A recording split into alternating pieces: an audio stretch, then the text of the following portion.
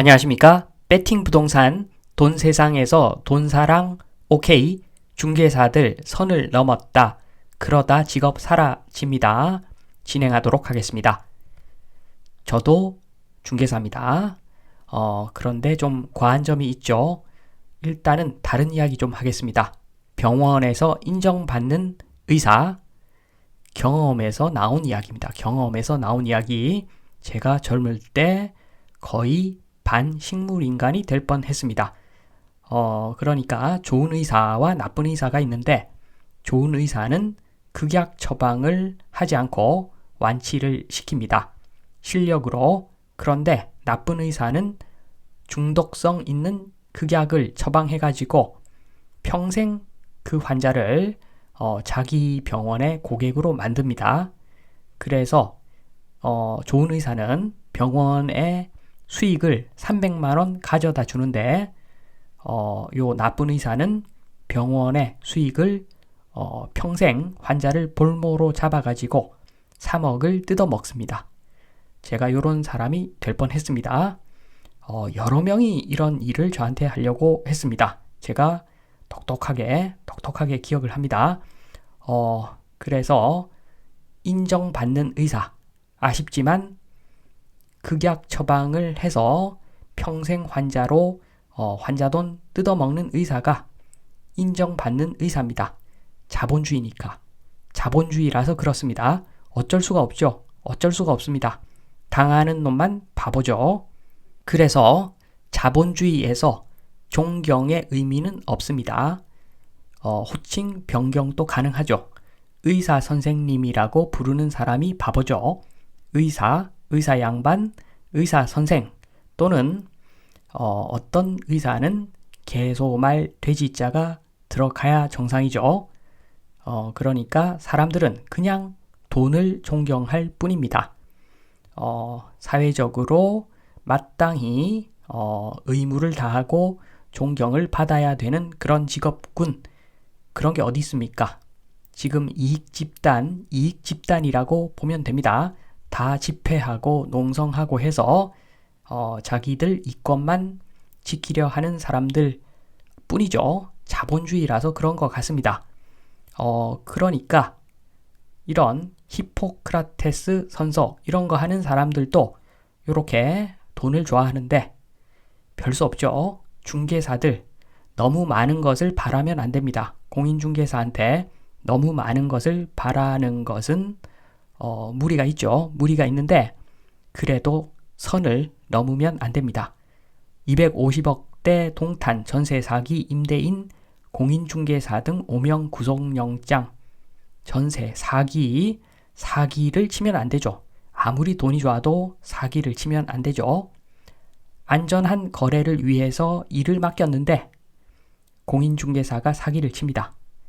그러니까 요즘 직거래가 유행이죠. 직거래가 유행입니다. 요 정도 되면은 공인중개사가 사기를 쳤다. 요 정도 되면은 공인중개사 없이 직거래하는 것도 하나의 방법입니다. 어차피 믿을 수가 없는데 돈을 줘가면서까지 공인중개사 쓸 필요가 없죠. 그리고 중개사협회도 마찬가지입니다. 제가 중개사협회 예전에 욕을 좀 많이 했는데 부동산 중개수수료 할인 막았나 공정위가 중개사협회 조사 착수했다고 합니다. 이러면 안 되죠. 시장 경제 체제인데 특정 중개사가 수수료 좀 할인했다고 요걸 막으면 안 되는 거죠. 중개사협회도 문제가 많습니다.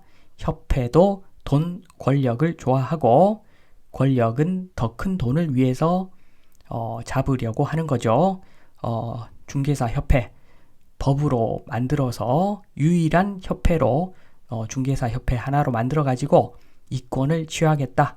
이런 움직임이 있는데 이렇게 되면은 고객만 피해를 봅니다. 결국에는 고객만 피해를 보는 방향으로 갈 겁니다. 이렇게 되면 중개사협회는 일단 공인중개사를 믿을 수 있는 직업군으로 만드는 작업부터 해야지 다른 거 지금 하면 안 됩니다.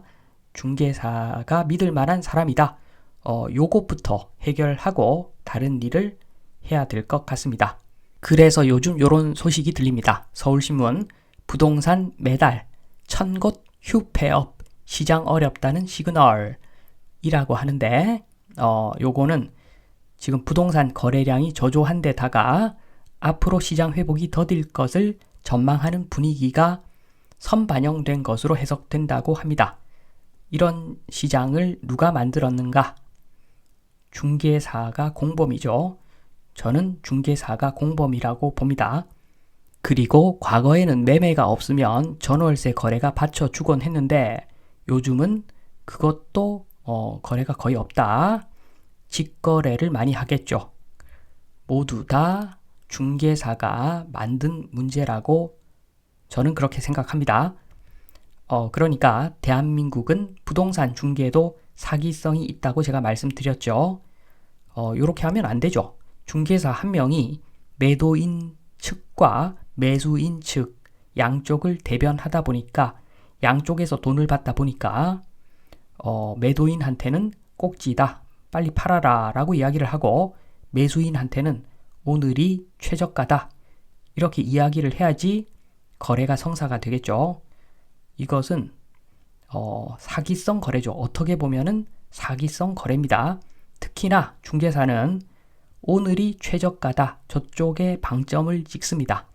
가격이 점점 올라가야지 신고가 행진을 해야지 중개 보수도 점점 더 커지는 구조이기 때문에 중개사들이 지금 말도 안 되는 부동산 가격을 만들어 놓은 주범 중에 하나다라고 볼 수도 있습니다. 반면에 정상적인 계약을 보겠습니다. 정상적인 계약은 이런 겁니다. 매도인 측 중개사가 있고 매수인 측 중개사가 있어가지고 각 중개사가 매도인과 매수인을 대변하면서 서로 가격이 이게 맞다 저게 맞다 하는 과정에서 논의 과정에서 합리적 가격을 형성하면서 거래가 이루어져야지 되는데 요게 정상적인 계약인데 요게 안 되다 보니까 지금 부동산 가격이 장난 같은 가격이 나오는 거죠. 지금 그렇기 때문에 지금 거래가 안 되는 겁니다. 가격이 말이 안 된다는 겁니다. 이렇게까지 거래가 안 된다는 것은 가격이 문제가 있다는 이야기죠. 여기서 다시 믿을 수 없는 의사 이야기하겠습니다. 실력이 안 좋은 의사는 무섭죠. 그런데 도덕성이 안 좋은 의사는 훨씬 더 무섭습니다.